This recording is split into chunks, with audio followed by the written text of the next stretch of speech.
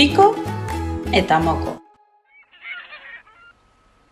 Kostaldeko herri txiki batean, Piko eta Moko izeneko bi kaio bizi ziren. Beste hegazti batzuek ez bezala, haiek ez zuten lagun askorik gizakien artean. Herriko jendeak gogaikarri ikusten zituzten, eta beti izutzen zituzten portura edo hondartzetara hurbiltzen zirenean. Beti daude hemen janaria lapurtzeko. Kesatzen ziren arrantzaleak. Zaratatsuak eta nahaziak dira. Zioten turistek. Pikok eta Mokok ez zuten ulertzen jendeak zergatik ez zituen maite. Janariaz eta eguzkiaz gozatu nahi zuten denek bezala. Gau batean, itsaso ondoko harkaitz batean atseden hartzen ari zirela, Mokok asperen egin zuen. Nahiago nuke, jendeak bestera batera ikusiko bagintu. Ez gara uste bezain gaiztoak.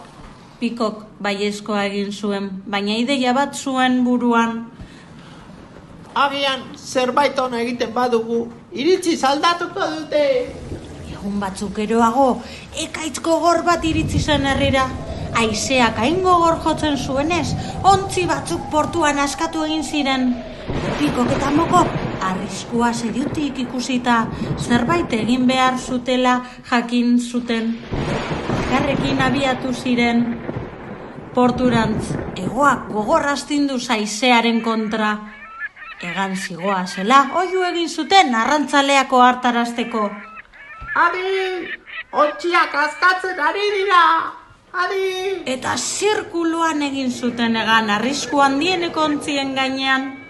Arrantzaletako batek portuko zaharrenak kaioak bueltak eta zaratak ari zirela ikusi zuen, eta lasterka joan zen itsasontzia salbatzera. Gainerako, arrantzaleek ere gertatzen ari zena ikusita, azkar jardun zuten, eta Piko eta Mokori esker, itsasoak ez eramatea lortu zuten. Ekaitza amaitu zenean, herria salbu zegoen, arrantzaleak eta herriko jendea konturatu ziren, zer egin zuten bi kaioek herriaren alde. Egun hartatik aurrera, Piko eta Moko beste begi batzuekin ikusi zituzten. Jendeak ez zituen traba gisa ikusten, bi kaio ausart bezala baizik. Gau arriskutsu batean portua babesten lagundu zutenak.